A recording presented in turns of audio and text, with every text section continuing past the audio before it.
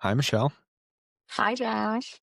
I'm excited to chat with you today because you're someone that am so glad that I met in person. You've got such an electric personality, and I love what you bring to bars, spaces, and to get togethers. You really imbue hospitality in the way that you make people feel welcome around you.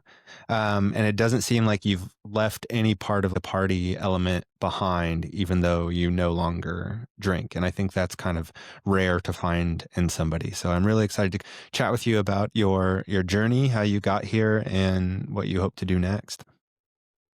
Thank you, as always. Thank you for inviting me. Thank you for being you because you are also awesome. You're running and just the things that you do inspire me. My tag is I hate running, but I love who I am when I run. And when I see you running, I'm like, oh, she needs to running more. So, to your point of just like we motivate each other, right? And we inspire each other in different ways.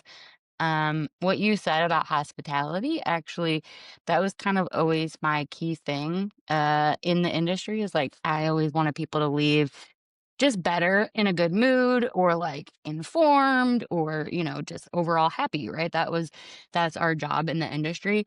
I've always been kind of termed the mom. I got one kid and his name is Jameson, but no actual children that I've birthed, but I was the bar mom.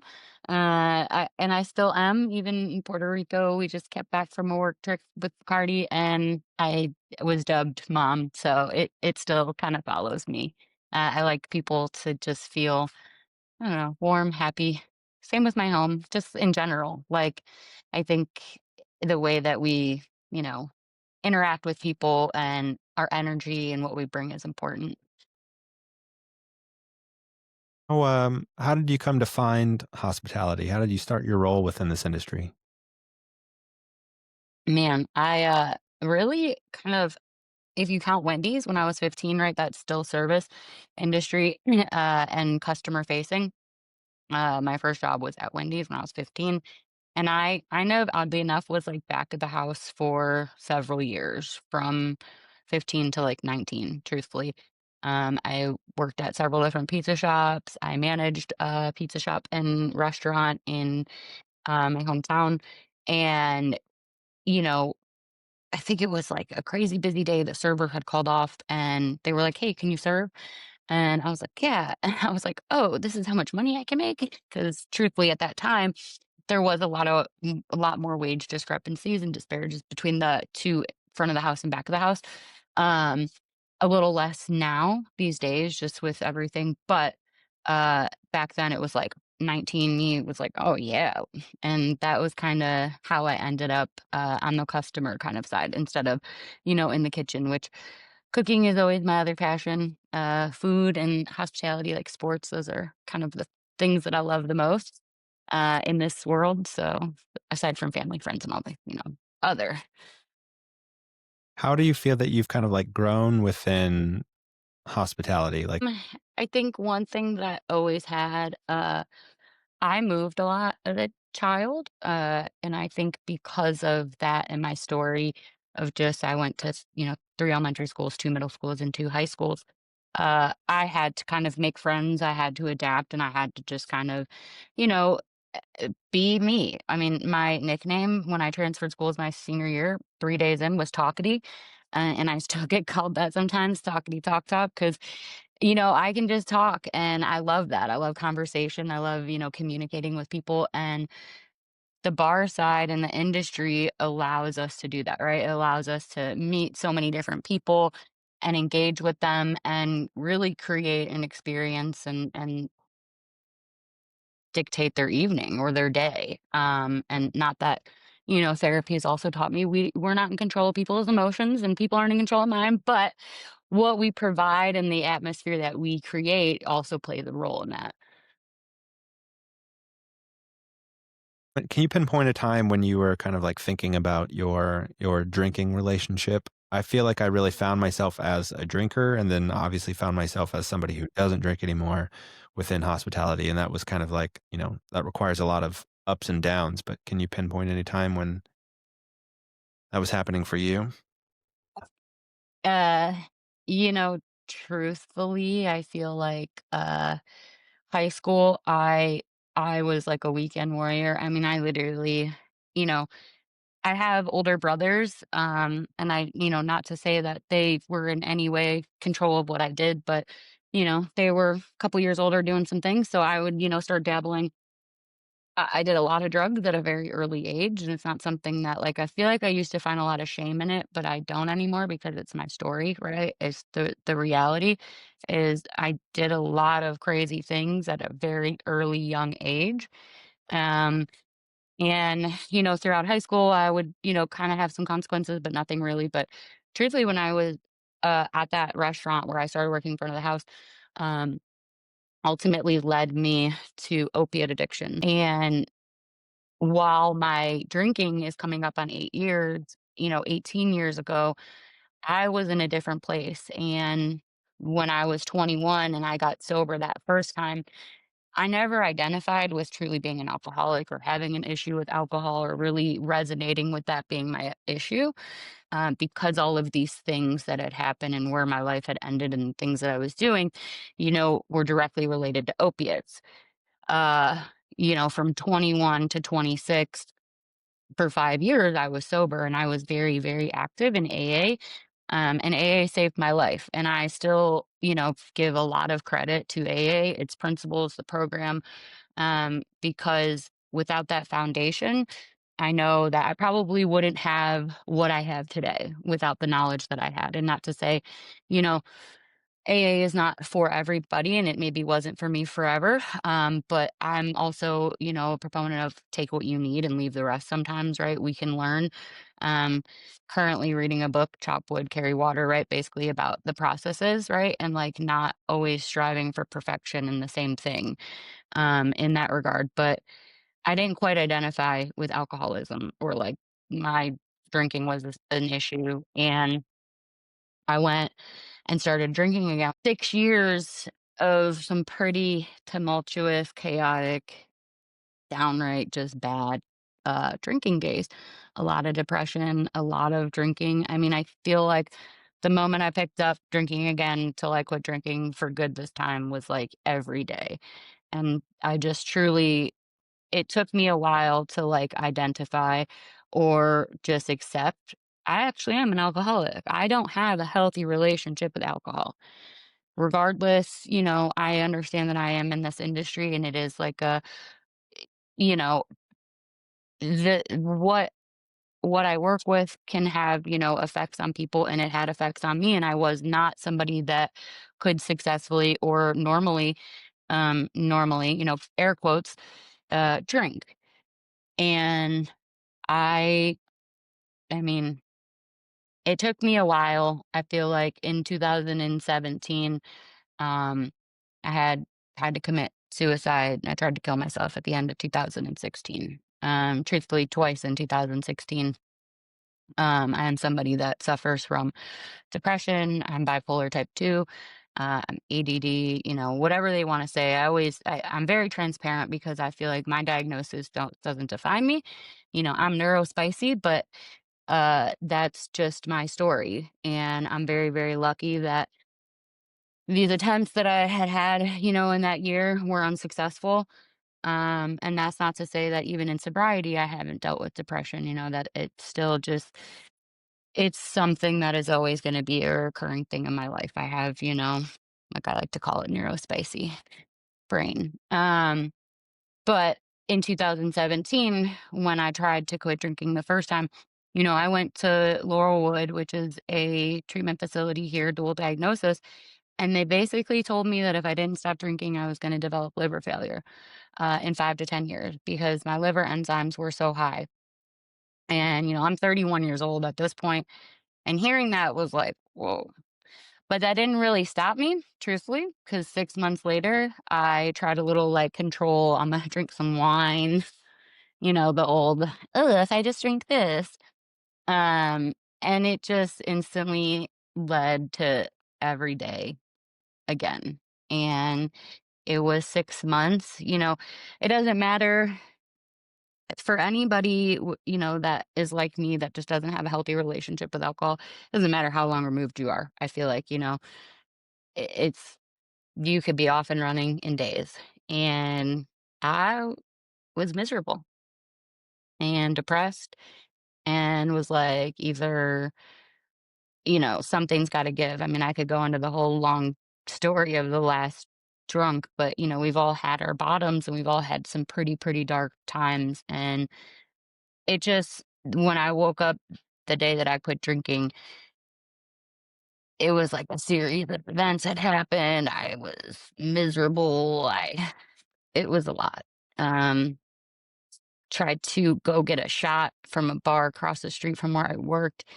And, I know that he's okay with me using his name because we've actually talked, but Zach Lombardo, who is a friend of mine and is a friend of Ben's friends, uh, he was working and I had asked him, hey, I don't have any money. Like, I don't have this, give me shot. Like, and he was like, Michelle, no, like, get your shit together, basically. And it felt, it hurt, it was like very, but that kind of that shame that I felt that, like, somebody that I, like, was cool with, friends with, talking to me in that, like, tone was like, ugh. I don't know, it was something that really stuck with me, and the next day, I went to alcohol detox for a couple days, and honestly, I don't consume alcohol, since then, and it's like, I had to just accept the fact that I'll never have a healthy relationship with it, right? It's never brought me anything good. It doesn't serve me a purpose. Accepting that, like that alone, just accepting that realization and that fact was what set me free, right? Relieved me of the bondage of myself, as they say. I guess How that much would be my defining, moment. how much of, you not necessarily putting label to it with alcoholic or recognizing some of the problem had to do with your surroundings?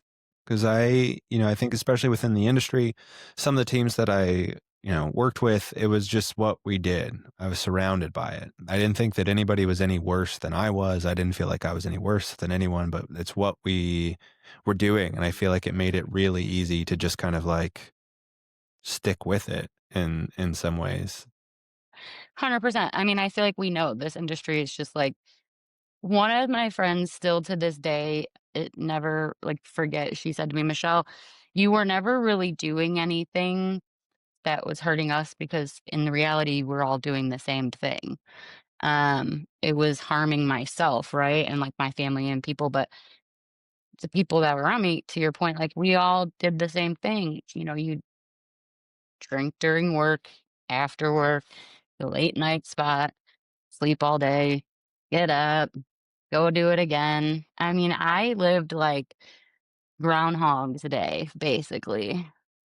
Very many days. Few and far between, I did not. What did you start to notice, when you made the shift? What did you notice when you stopped?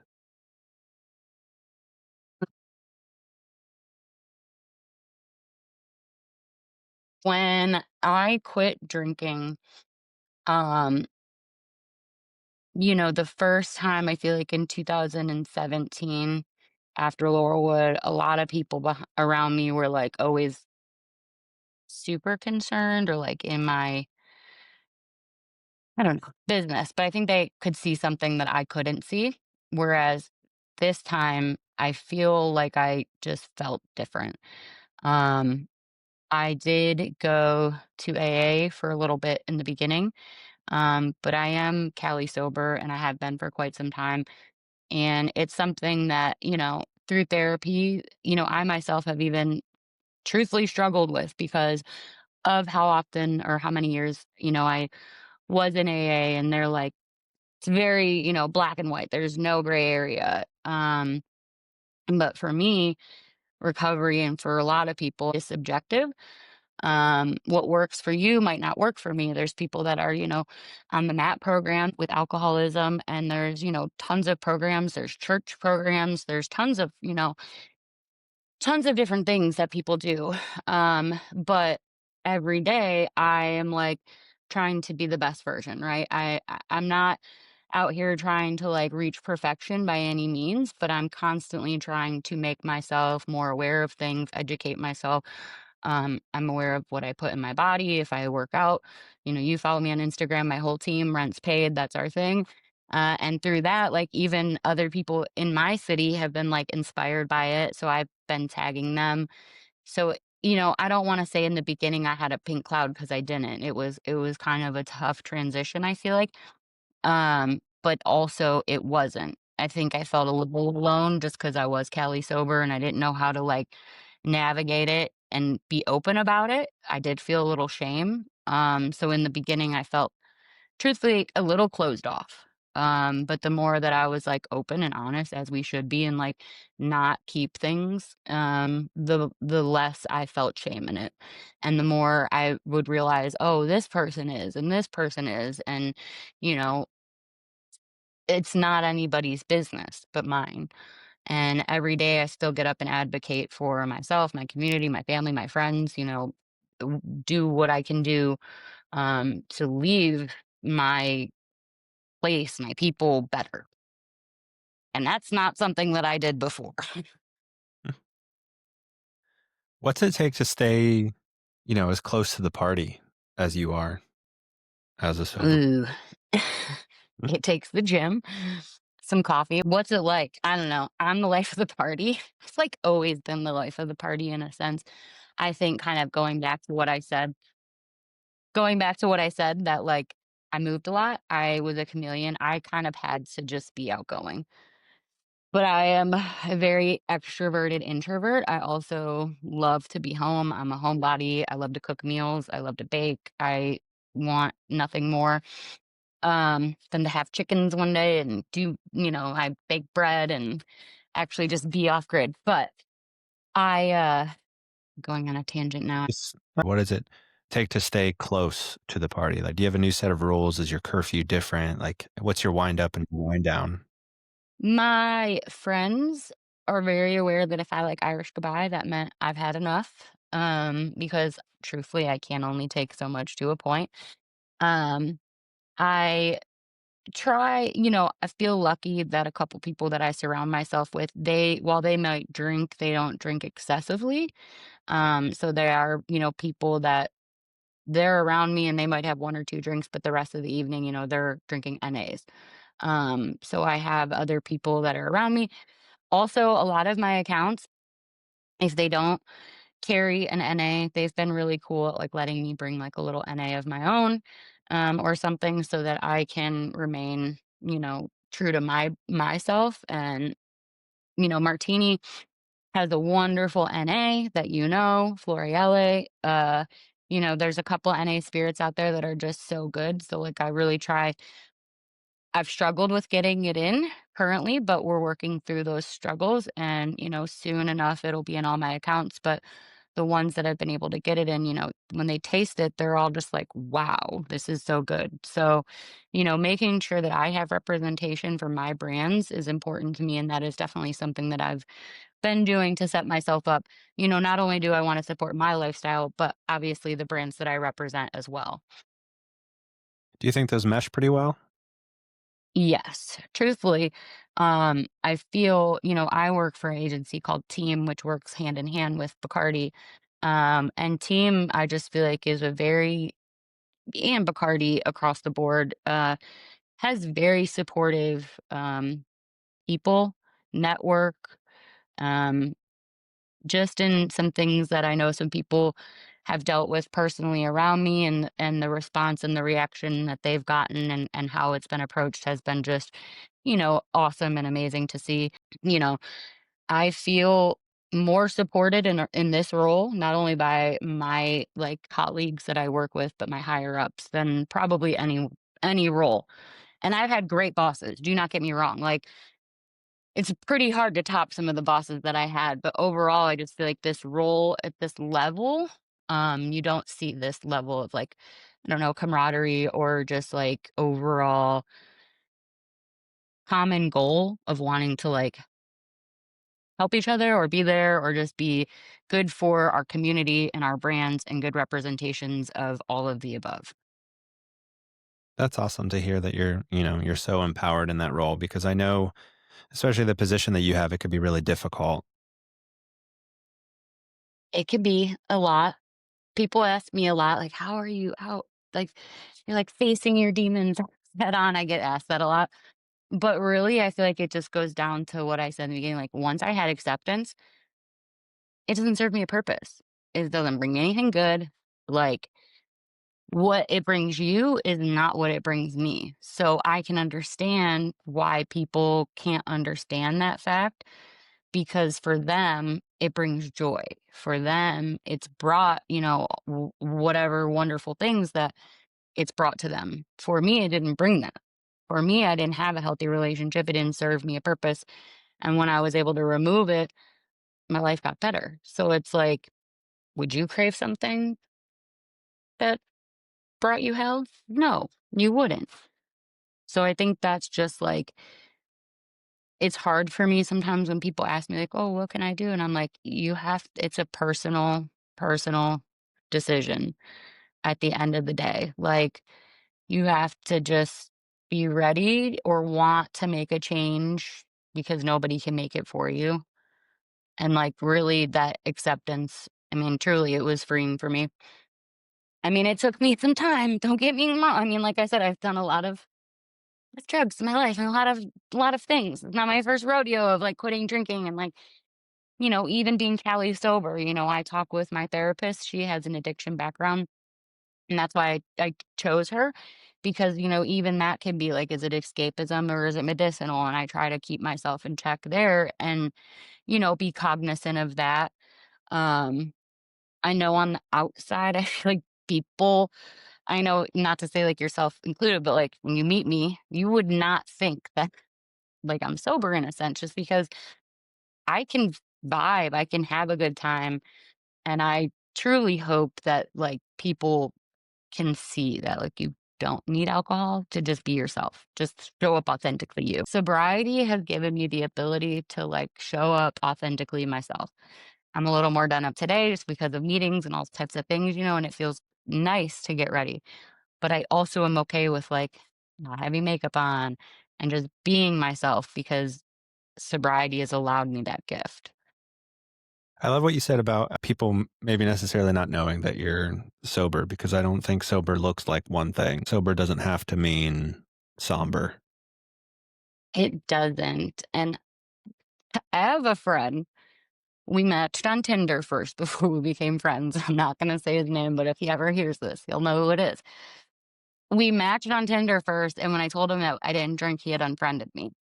And we rematched later on Bumble or something and following each other on Instagram.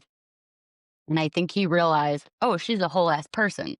Like he wanted to like hang out and like we ended up going and we're cool. Like we share music, we're friends, but like I still bust his balls. I'm like, oh, once you realized I was a whole person and like did everything that everybody else does, I just don't drink, you are cool with it. But people don't know how to approach somebody sometimes. And it is like you got to give grace because, I don't know. It's to your point though, what is normal? Like I don't know. How do you approach the holidays? No, I feel like don't necessarily the holidays bother me more depressionally than they do, I feel like addiction wise, if that makes any sense. Yeah. Just, as we go, period for us, these holidays fall in the really cold months for us Midwestern people. As somebody that is neurospicy that already deals with depression and stuff, it is heightened, but shout out to my psychiatrist because I am also on some new depression medication, which has been very, very, very helpful. Sometimes I feel like I don't want to admit or like accept that, yeah, I'm sober and yeah, I'm on a mood stabilizer, but like I'm still depressed. And my therapist reminds me that like I can be grateful and stressed and depressed and like the two can exist, right? Um, I don't know, Anthony Bourdain. Robin Williams. They're two people that like I think about a lot just because, even though I'm sober and on the outside life is great and it is. I'm extremely blessed and thankful and happy. But there's times, in the last couple months I was dealing with some just shit of like life just doesn't feel good and I don't know how to explain it, and it's something that it's like really hard to explain to people sometimes, but luckily I have wonderful support system around me. And the holidays, it's not so much the holidays as it is just the overall cold, gray, seasonal depression. But, since I've been on this new medication and just kind of open and talking about it a little more, I'm a little more hopeful this winter. Shout out to my gym too. Mac, Icy Fit just got our sauna. And a sauna is so good for depression and your serotonin and dopamine and all those good things. Those are some of the things that I do for the winter. I stay mindful on my fitness. That's one of the biggest things for me is lifting and being in the gym. It's not so much physique wise, but it's mental. It's overall what I need for myself mentally, emotionally, physically, right? It is physical in the sense of I'm not chasing a certain physique, but I want longevity. I want to be around for the kids I don't have, but my babies, my nieces, and well, I should say my nieces, because we got four now, but I have two older nephews, of course. I just want to be around for the people that are in my life. Yeah, I think that's a great reason. Did you find the gym within sobriety, or is that something that you've always had with you? No, did not have. Through sobriety, and just, I don't know, wanting to make some changes. Um, my family had heart issues, congestive. I started going to the gym. In sobriety, was not very active.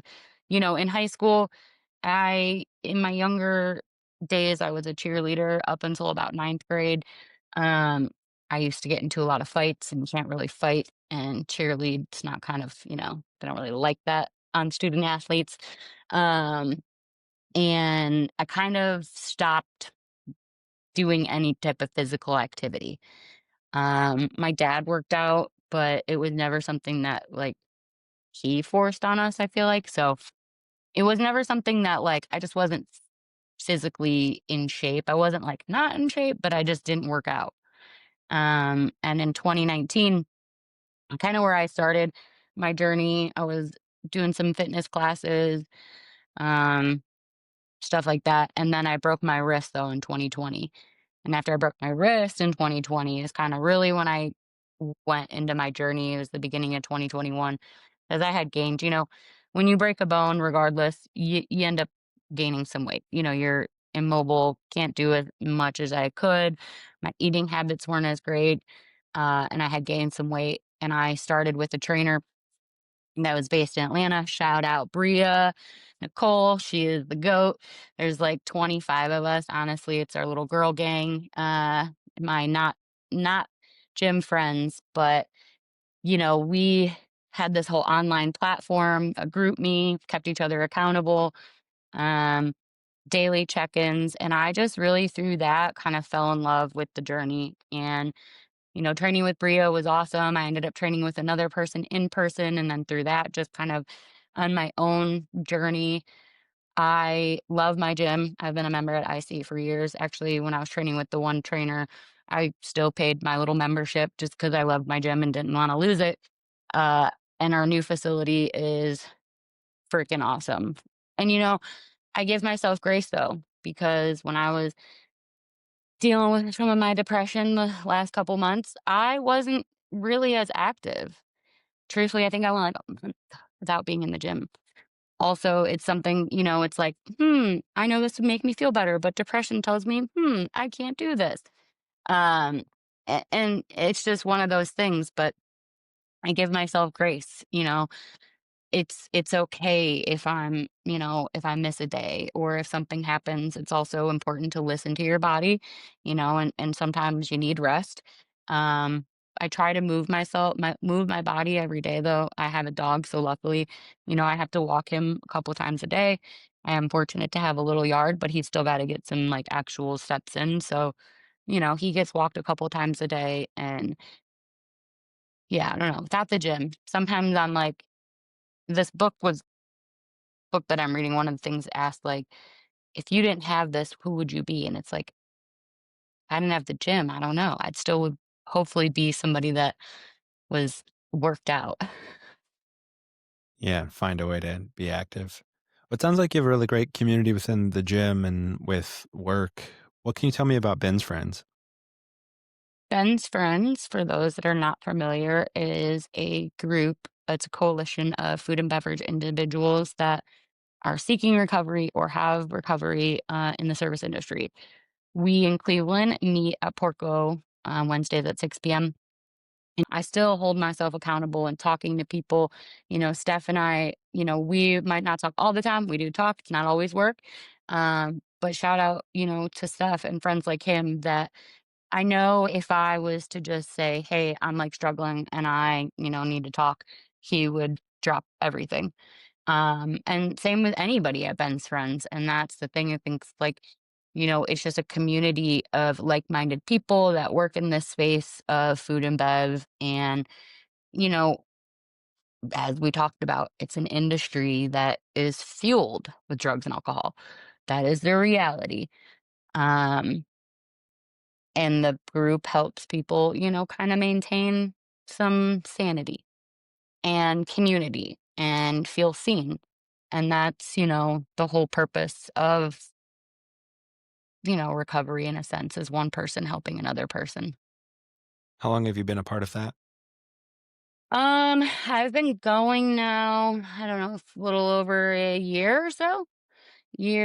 I'd say right around the time I started my job, and I started with Bacardi last August. So, because I hadn't really known or was going in person or knew much about it, but a friend of mine, she was going, and yeah, I tell a lot of people that like I meet that aren't drinking or like in the industry, I kind of always give them the heads up of where to go. Admittedly, I should not need. That's the thing I have to work with in therapy, but I should attend more of the online meetings just because with my crazy schedule, it is convenient that we do have that platform, that there is online meetings for everybody to attend. What happens in a meeting? Um, Kind of share. Sometimes there's a topic, and then you kind of share on the topic, and then other times, maybe if you have something, that you're dealing with. I know people have kind of asked for help, and don't quote me because I'm not 100% sure on the online, so I can't speak for those. Just the Ben's Friends is more of like an open topic discussion for the Cleveland. Nice. Such a great resource. I mean, I love Ben's Friends, and I'm very grateful that there is a little community here. And I mean, we have like a solid from my understanding, we have like one of the bigger in-person groups. And it's nice that we have a nice little community and It's very people that I've known for years and then new people, new friends. I've made some new girlfriends and stuff. There's a couple like girls, and I think, also finding community within your I don't know where I'm going with that. Edit that. community within community. Yeah, not to like segregate sex. No, I get where you're going. Um, Shell, what do you love about yourself? Mm, my resiliency, my empathy, mm, I don't know, my tenacity, and just my overall care, empathy. Yeah. Even my anxiety, she's there. I like her too at times. Whole package. Yep. You gotta love it all, right? You can't, if you pick and choose the parts of yourself that you love, then you never fully love yourself. So I gotta love, all of it because that's just how I was designed and made. And there's only one of me, One of one. one of one. Michelle, thanks so much for the time today. Thank you, Josh, for having me. I can't wait to see you next month when I come down to Columbus. It'll be a blast. Thank you again for having me.